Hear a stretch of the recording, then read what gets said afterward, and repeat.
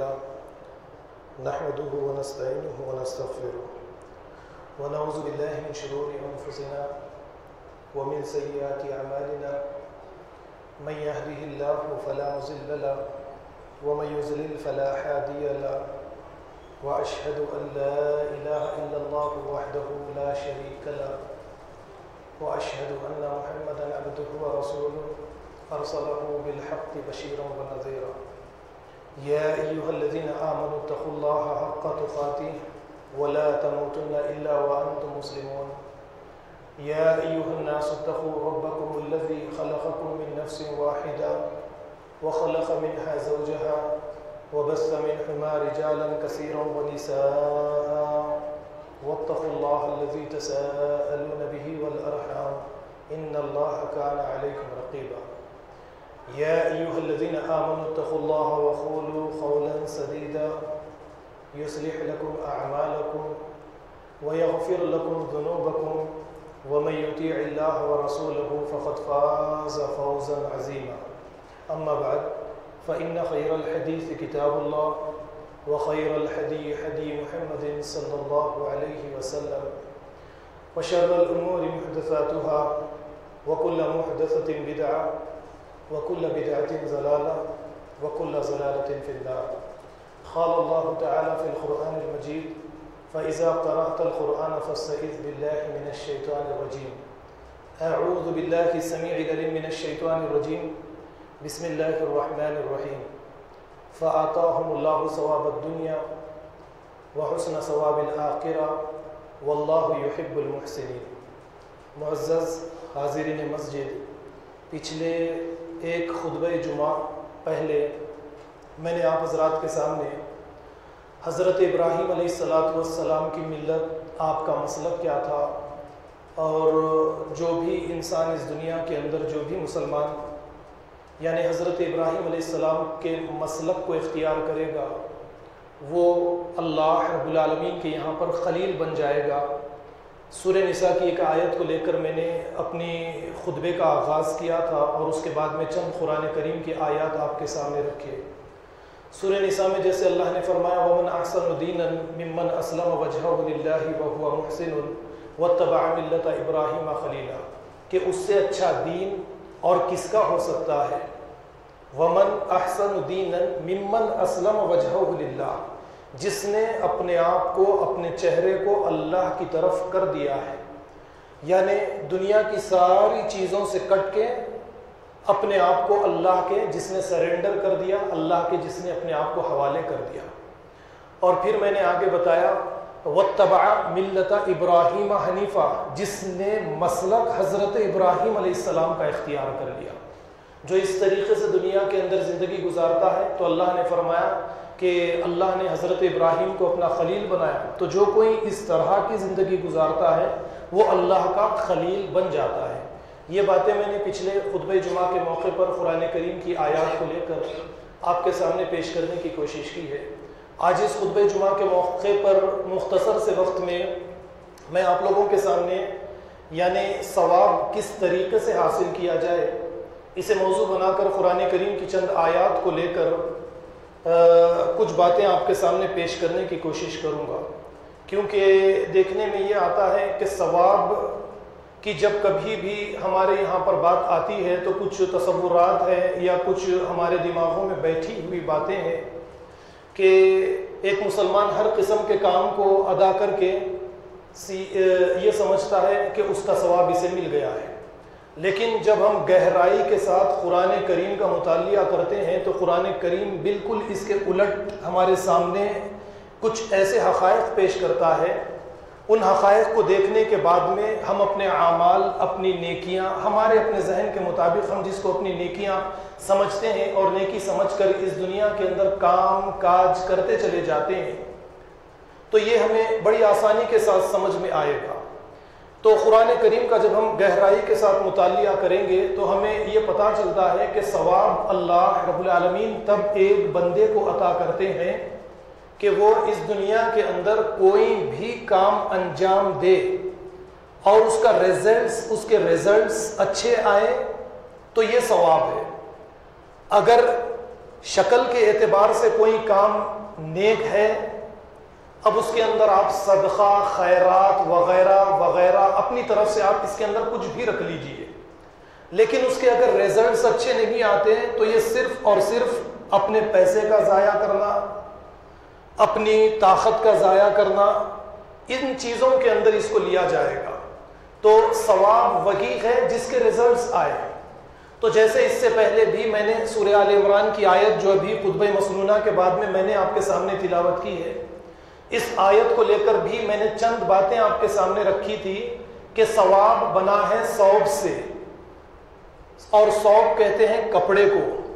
ہم اسے عرب ممالک کے اندر بعض جگہوں پر اسے توپ کہا جاتا ہے، جیسے میں نے یہ جبہ اب استعمال کیا ہے۔ تو ثواب اس کپڑے سے بنا ہے۔ اس کے لیے میں نے اس سے پہلے بھی آپ کے سامنے ایک مثال رکھی کہ آپ کپڑا لیں، درزی کے یہاں پر اپنا ناپ دیں درزی کو لے جا کر، اور یہ کپڑا پہننے کے قابل ہو جائے، لباس کے اندر تبدیل ہو جائے، تو عربی لغت کے اندر اسے ثواب کہا جاتا ہے۔ یا پھر اسی طریقے سے آپ شاید وہ جانتے ہوں گے کہ کپڑا کس طریقے سے بنتا ہے، تانا بانا، یعنی جب کپڑا بنایا جاتا ہے کئی دھاگوں کو لے کر، اور اس کا جب کام کاج شروع کیا جاتا ہے تو ایک اس طریقے سے تانا جاتا ہے، اس طریقے سے بانا آتا ہے۔ جب تانا بانا آپس میں ملتے ہیں تو وہ ایک کپڑا تیار ہوتا ہے۔ صرف تانا رہے بانا نہ رہے، یا بانا رہے تانا نہ رہے، تو کوئی کپڑا تیار نہیں ہوتا۔ اسی طریقے سے اس دنیا کے اندر جو بھی کام ہم اللہ کو راضی کرنے کے لیے ثواب کی نیت سے اس دنیا کے اندر ہم کرتے ہیں، وہ کام اللہ کے قانون کے مطابق نہ رہے تو یہ اللہ کے یہاں پر ثواب نہیں ہے۔ اور صرف ثواب کا جب کبھی ہمارے سامنے ذکر آئے یا نام آئے، یا خطبے کے دوران ثواب ثواب ثواب ثواب بار بار آپ کے سامنے دہرایا جائے، تو صرف ہمارے سامنے یہ آتا ہے کہ جنت میں اعلیٰ مقام مل جائے گا، یا پھر اللہ رب العالمین ہم سے راضی ہو جائیں گے، قرآن کریم کی تلاوت کریں گے ثواب مل جائے گا، فلانے مقام پر صدقہ و خیرات کریں گے ثواب مل جائے گا۔ ریزلٹس کچھ بھی آئے، صدقہ و خیرات کے ریزلٹس اچھے آئے یا برے آئے، جیسے مثال کے طور پر صدقہ و خیرات کیا جا رہا ہے اور دن بہ دن انسانوں کی غربت کے اندر، فقیروں کے اندر اضافہ ہوتا جا رہا ہے، تو یہ قوم کے لیے ثواب نہیں، قرآن اسے ثواب ہرگز نہیں مانتا۔ صدقہ و خیرات کے بعد میں فقیروں کا لیول کم ہونا چاہیے، غریبی کا خاتمہ ہونا چاہیے۔ جب قرآن اللہ رب العالمین اسے ثواب تسلیم کرتے ہیں اور اس کا ثواب اللہ رب العالمین دیتے ہیں، یعنی صدقہ و خیرات کے ذریعے اچھے خاصے لوگوں کو بھی فقیر بنا دینا، کام کاج کرنے والے کو بھی کاہل، کسلان، سست بنا دینا، یہ ثواب نہیں ہے، کسی قوم کے لیے عذاب ہے۔ تو یہی کام کاج ہم نے اس دنیا کے اندر، یہی کام کاج کا ہم نے آغاز کیا ہے، جس کی وجہ سے کوئی اچھے ریزلٹس ہمارے سامنے نہیں آتے۔ اس کے لیے مثالیں بھی میں آپ کے سامنے رکھوں گا، لیکن سب سے پہلے دیکھیے قرآن کریم کی ایک آیت کو میں آپ کے سامنے پیش کروں گا، جو سورہ آل عمران کی آیت کا نمبر 148 ہے، جو میں نے خطبہ مسنونہ کے بعد میں آپ کے سامنے پیش کی ہے۔ ثواب کی جب کبھی بھی بات آئے گی، ہمارے ذہن میں جو چیزیں آتی ہیں وہ آخرت میں ہمیں ثواب ملے گا، لیکن اللہ رب العالمین نے فرمایا فَآتَاهُمُ اللَّهُ ثَوَابَ الدُّنْيَا وَحُسْنَ ثَوَابِ الْآخِرَةِ، کہ جو لوگ اس دنیا کے اندر اچھے کام کرتے ہیں اور کام کاج اپنی مرضی کے مطابق انجام نہیں دیتے، ان کام کاج کو کرنے کے لیے خدا کا قانون سامنے رکھتے ہیں، اور جو خدا کے قانون کے مطابق عمل کرتے ہیں، اسی کو قرآن کریم وَعَمِلَ صَالِحًا کہتا ہے۔ تو جو کام کاج خدا کے قانون کے مطابق ادا کرتے ہیں، انہیں پہلے دنیا میں ثواب دیا جائے گا۔ اب جب ثواب کی بات نکل گئی تو دیکھیے قرآن کریم میں آپ اچھی طرح سے جانتے ہیں کہ بعض آیات متشابہات ہیں، بعض محکمات ہیں۔ محکمات بڑی آسانی کے ساتھ آپ کو سمجھ میں آ جاتی ہے، جیسے وَلَا تَقْرَبُوا الزِّنَا ہے، ولا تقربوا الفواحش ہے زنا کے قریب مت جاؤ. اب اس کو سمجھانے کی مثال دینے کی آپ کو کوئی ضرورت نہیں ہے. بعض آیات متشابہات ہے, اس کو سمجھانے کے لیے اللہ رب العالمین یعنی آخرت پر ایمان, فرشتوں پر ایمان, یا قیامت کے دن کس طریقے سے زندہ کیا جائے گا, حساب و کتاب لیا جائے گا, اس پر ایمان کو مضبوط کرنے کے لیے اللہ رب العالمین انسان کو اس کے قریب قریب کی مثالیں دے کر اسے سمجھاتے ہیں.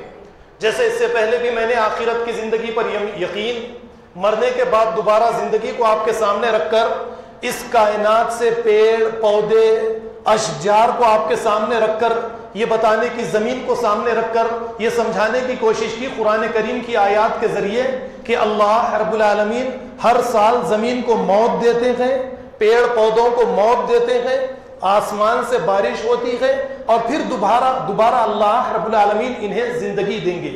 یہ انسانوں کے دیکھیے قریب کی مثالیں ہیں جس کے ذریعے انسان آخرت کی زندگی کو بڑی آسانی کے ساتھ سمجھ سکتا ہے. تو یہ متشابہات کو سمجھانے کے لیے یہ اصول قرآن کریم نے اختیار کیا ہے. تو یہاں پر دیکھیے جیسا کہ میں نے آپ کے سامنے بات رکھی کہ اللہ رب العالمین فرماتے ہیں فَآتَاهُمُ اللَّهُ ثَوَابَ الدُّنْيَا, اللہ تعالی نیک کام کرنے والوں کو وہ صدقہ خیرات کی شکل میں رکھے, زکوٰۃ کی شکل میں رکھے, جہاد کی شکل میں رکھے, مسجد تعمیر کرنے کی شکل میں رکھے, مدارس کی تعمیرات کی شکل میں رکھے, یا کسی بھی شکل میں آپ لے لیجئے, ثواب الدنیا, انہیں پہلے دنیا کے اندر اس کا اجر دیتے ہیں, انہیں اچھی زندگی دیتے ہیں. انہوں نے مساجد اگر تعمیر کی ہے تو جب کبھی ہمارے یہاں پر نماز کی بات آتی ہے وَأَقِيمُوا الصَّلَاةَ سے ہم شروعات کر دیتے ہیں, پہلے نہیں لیتے. جیسا کہ میں بار بار آپ کے سامنے بعض باتیں پیش کرتا ہوں کہ نماز ان الصلاۃ تنہی عن الفحشاء والمنکر, نماز بے حیائی برائی سے روکتی ہے انسان کو. ہم 5 وقت کی نمازوں پر ہی زور دیتے ہیں, ایک وقت کی کوئی ضائع کر دے تو اس پر نکتہ چینی کرتے ہیں, کوئی دیر سے مسجد کو آ جائے تو اس پر نکتہ چینی کرتے ہیں. ایک 5 وقت کا نمازی بد اخلاق ہے, بد کردار ہے, لین دین معاملت داری میں ٹھیک نہیں ہے, 5 وقت کا نمازی ہے, جنت میں چلا جائے گا. کیوں؟ ہم نے آغاز وَأَقِيمُوا الصَّلَاةَ سے کر دیا. یہ ہماری بڑی غلطی ہے. تو بنیاد سے چیز کو جب ہم لے کر آئیں گے تو ہمارے اعمال کا فساد بھی ختم ہوگا, ہمارے اعمال بھی درست ہوں گے, اور کس طریقے سے ہمیں عمل کرنے کے بعد اس کے ریزلٹس جو آئیں گے نماز کے, مسجد تعمیر کرنے کے جو ریزلٹس آئیں گے, مسجد تعمیر کرنے والا والدین کے نام پر احصال ثواب کے لیے مسجد تعمیر کر دے, لیکن مسجد تعمیر کرنے کے بعد مسجد تعمیر کرنے کے مقاصد, اس کے ریزلٹس, اس کے اثرات ایک معاشرے کے اوپر, انسانیت کے اندر جو تعمیری کام کاج کا سلسلہ مسجد اور نماز اور خدا کی کتاب کی تلاوت جو شروع کرتی ہے, یہ کام اگر مسجد انجام نہیں دے رہی ہے تو رزلٹ نہیں آیا, اور جب رزلٹ نہیں آیا دنیا کے اندر اس کا ثواب نہیں ملا, ممکن نہیں ہے کہ آخرت میں اس کا ثواب آپ کو ملے, ہرگز ممکن نہیں ہے کہ آخرت میں اس کا ثواب آپ کو ملے گا. پہلے دنیا کے ثواب کو قرآن سامنے لاتا ہے کہ جو دنیا میں اپنی زندگیوں کے اندر بہتری لے کر آئے, جو اپنے معاشرے کو, اپنے خاندان کو جنتی خاندان, جنتی معاشرے کے اندر تبدیل کرے, وہی کل قیامت کے دن آخرت کا ثواب حاصل کریں گے. وَحُسْنَ ثواب الآخرہ, اور ان کے لیے آخرت میں بھی بہترین ثواب ہے. واللہ یحب المحسنین, اللہ تعالی نیکی کرنے والوں سے محبت کرتے ہیں. اس لیے میں ایک بات ہمیشہ کہتا تھا کہ کام کرنے سے پہلے لائن آف ایکشن دیکھنا چاہیے, اسے اختیار کرنا چاہیے. اس کے بغیر کوئی کام آپ انجام دیں گے, آپ کچھ بھی سمجھ لیجئے, جس کے ریزلٹس اچھے نہیں, جس کے نتائج اچھے برآمد نہ ہو, جس کے نتائج برے برآمد ہو, تو اللہ رب العالمین اسے ثواب تسلیم ہرگز نہیں کرتے. اب اس کے لیے مثال کے طور پر دیکھیے, میں پہلے آپ کے سامنے اگر حضرت نوح علیہ السلام کی مثال آپ کے سامنے پیش کر دوں. حضرت نوح علیہ السلام کے بارے میں جانتے ہیں آپ, کہ ایک لمبی عمر اللہ رب العالمین نے آپ کو دی ہے، آپ دعوت اور تبلیغ کا کام کرتے رہے، سوائے چند افراد کے کوئی آپ پر ایمان نہیں لایا، حتیٰ کہ بیٹا بھی منافق نکلا۔ اور اس کے بعد میں دیکھیے آپ کہ اب ریزلٹس، اللہ کے یہاں پر ریزلٹس کیا آتے ہیں۔ بیٹا منافق ہے، باپ نے بیٹے کو ایک اونچی چٹان پر دیکھا اور پکار کر کہا یا بنیا، اے میرے پیارے بیٹے کشتی میں آ جا، اللہ کا عذاب آنے والا ہے۔ اس نے انکار کر دیا، کہا کہ میں سآوی الی جبل یعصمنی من الماء، میں کسی اونچے پہاڑ پر بیٹھ کر اپنے آپ کو بچا لوں گا۔ باپ نے کہا کہ آج اللہ کے عذاب سے کوئی بچانے والا نہیں ہے۔ خیر ایک موج آتی ہے، بیٹے کو بہا کر لے جاتی ہے، اور باپ اللہ سے یعنی نوح علیہ السلام اللہ سے کہتے ہیں کہ اے اللہ آپ نے تو وعدہ کیا تھا، وہ میرا بیٹا ہے، وَإِنَّ وَعْدَكَ الْحَقُّ، آپ نے وعدہ کیا کہ میرے گھر والوں کو آپ بچا لیں گے۔ اللہ تعالیٰ نے اس موقع پر کیا فرمایا، یا نوح انہ لیس من اہلک انہ عمل غیر صالح، اے نوح یہ تیرا اہل نہیں ہے، یہ یعنی تیرا خونی رشتہ اس سے ہے، لیکن پھر بھی یہ تیرا اہل نہیں ہے، اس لیے کہ اس کے اعمال اچھے نہیں تھے، اس کے اعمال ناشائستہ تھے۔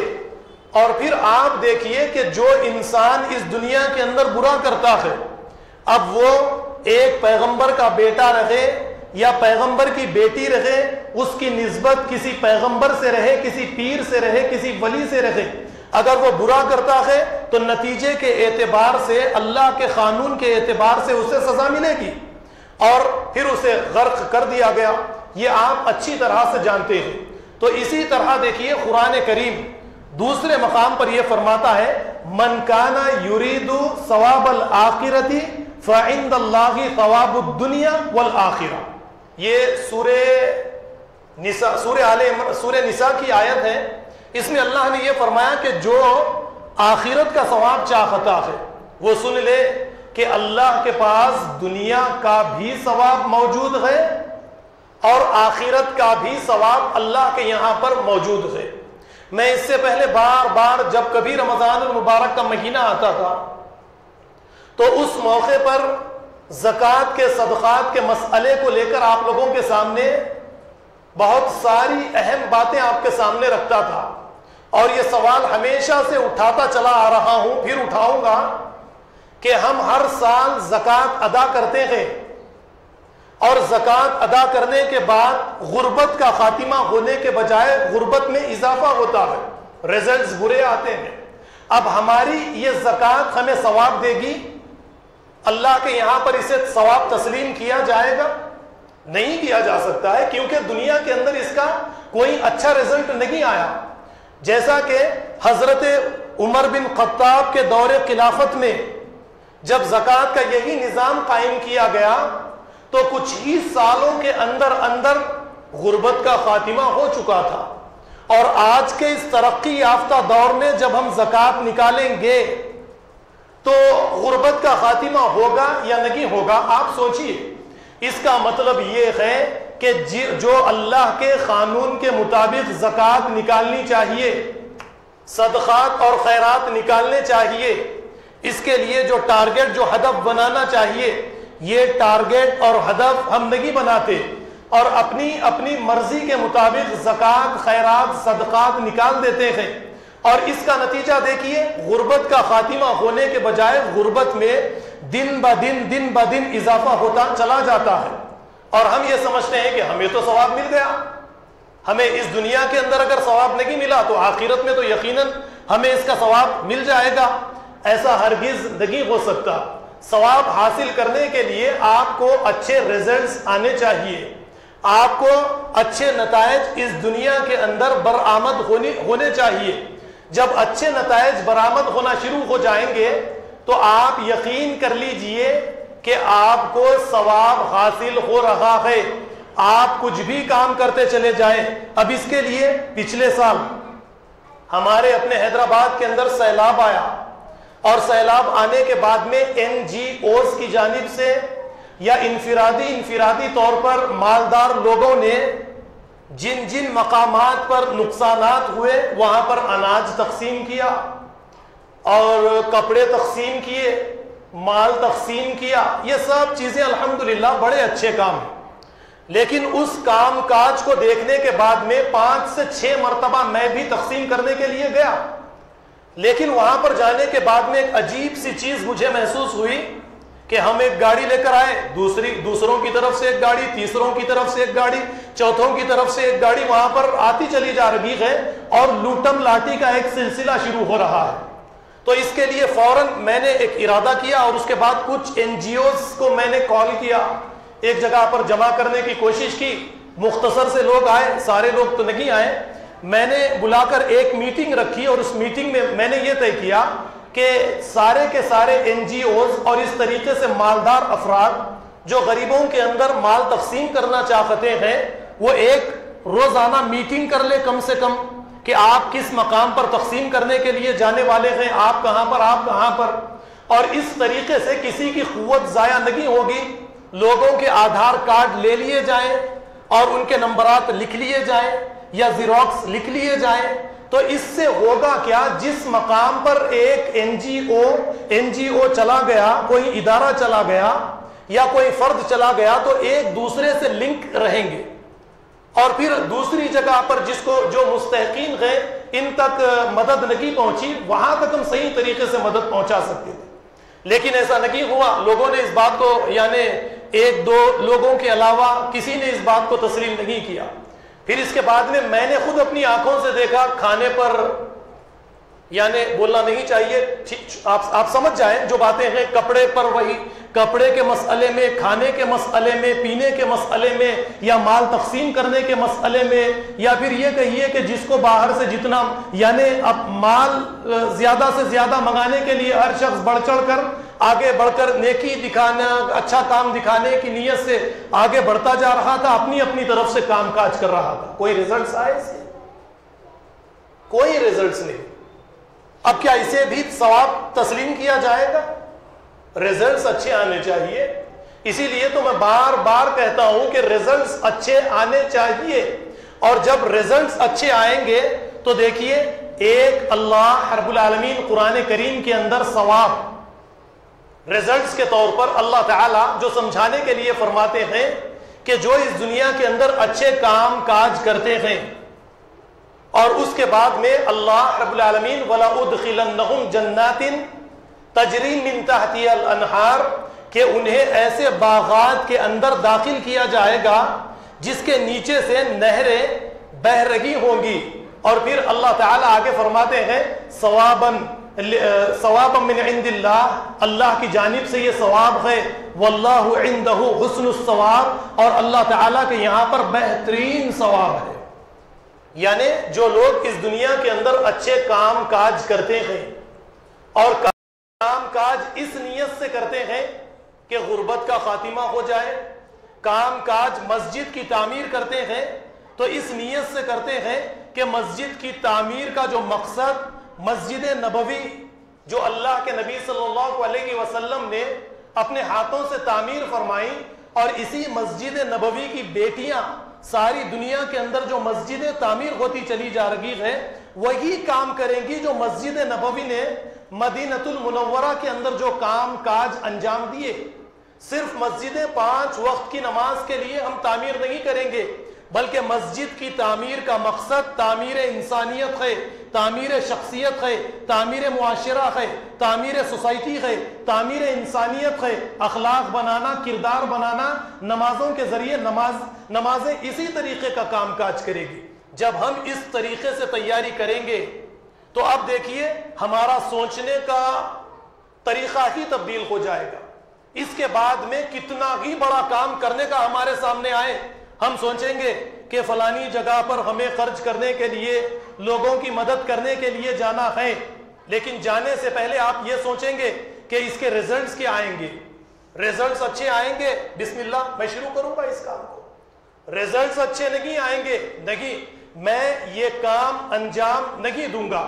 تو آج کے بعد آپ کو ہر ایک کام کے لیے ریزلٹس کو سامنے رکھنا ہے۔ اس سے پہلے میں نے، یعنی ہم جو خیرات فقیروں کے اوپر نکال دیتے ہیں. آج بھی ہماری مسجد کے باہر کچھ بیٹھے ہوں گے, آپ ان پر نظر ڈالیے, ان میں مرد و عورتیں ہٹے کٹے یعنی اچھے خاصے بھی جسمانی اعتبار سے, صحت کے اعتبار سے آپ کو نظر آئیں گے. آپ جاتے وقت میں ثواب ہے, آپ کچھ ڈال کے ان کی جھولی میں, ان کے ہاتھ میں کچھ دے کر چلے جائیں گے. یقین مانیے یہ ثواب نہیں ہے, یہ ایک قوم کا مستقبل خراب کرنا ہے, ایک قوم کو تباہی اور بربادی کے راستے پر لے جانا ہے کہ اچھے خاصے لوگوں کو خیرات دینا, کام کاج سے ان کو کاغل, ان کو کسلان, ان کو سست بنا دینا. یہی نیکی کے نام پر یہی کام کاج کیے چلے جا رہے ہیں. وہ تو آج سے 8 یا 9 سال پہلے جب فطرے کا بھی ہمارے یہاں پر ایک نظام تھا کہ ایک ڈبہ ہم ہاتھ میں لیتے اور اس طریقے سے نکالتے, ہم جو بھی ہمارے فطرہ لینے کے لیے آتا اپنے گھر سے ڈال دیتے. میں نے خطبے جمعہ کے موقعوں پر زور دیتے دیتے یہ باتیں آپ کے سامنے رکھی تھی کہ کٹ بنائی جائے اور اس کے اندر راشن کی تمام چیزیں ایک جگہ پر رکھی جائے اور اس طریقے سے تقسیم کیا جائے. الحمدللہ اس کے نتائج آپ دیکھیے, مساجد سے یا بیت المال سے جہاں کہیں سے بھی یہ کام کاج شروع ہوا ہے, الحمدللہ اس کے نتائج اچھے آئے یا نہیں آئے. ایک کٹ کی شکل تو اختیار کر لی گئی, اور آج یہ باتیں جو میں آپ کے سامنے پیش کر رہا ہوں, اب اس کے بعد میں مجھے اس بات کی امید ہے کہ لوگ ثواب کیا ہے, ثواب کس طریقے سے حاصل ہوتا ہے, اس بات کو بھی اچھی طریقے سے سمجھ جائیں گے. قرآن کریم پر آپ غور کریں گے, ثواب صرف قرآن کریم یہ نہیں کہتا ہے کہ مسلمانوں کو ثواب ملے گا, بلکہ سورہ مطففین کی آخری آیت اگر آپ دیکھیں گے تو وہاں پر بھی اللہ رب العالمین نے ثواب کا ذکر کیا اور یہ فرمایا هل ثوب الكفار هل ثوب الكفار ما كانوا يفعلون, یعنی گناہ گار کفار نے دنیا کے اندر جو کچھ کیا اس کا ثواب بھی انہیں کل قیامت کے دن بھی ملے گا اور اس دنیا کے اندر بھی اس کا ثواب انہیں ملے گا. یعنی ثواب اچھائی کی شکل میں بھی ملتا ہے اور برائی کی شکل میں بھی ثواب ملتا ہے. ایسا نہیں کہ ثواب صرف اچھائی کی شکل میں ملتا ہے. نبی کریم صلی اللہ علیہ وسلم سے ابو جہل نے اور یا عتبہ نے, دوسرے مشرکین نے دشمنی کی, آپ کی جان لینے کی کوشش کی, جنگ بدر میں شریک ہوئے, ثواب کے طور پر انہیں کیا ملا؟ اللہ کا عذاب ملا. تو یعنی ثواب جو ہے یہ اچھی شکل میں بھی ملتا ہے اور بری شکل میں بھی ثواب ملتا ہے. اب اس کے لیے دیکھیے سورہ قصص کی طرف میں آپ کو لے کر چلوں گا. قارون کا قصہ تو آپ اچھی طرح سے جانتے ہیں. بے انتہا مال قارون کو اللہ رب العالمین نے عطا کیا. اب یہ مال لے کر لوگوں کے بیچ میں تکبر کرتا, اپنی ساری دولت کی نمائش کرتا.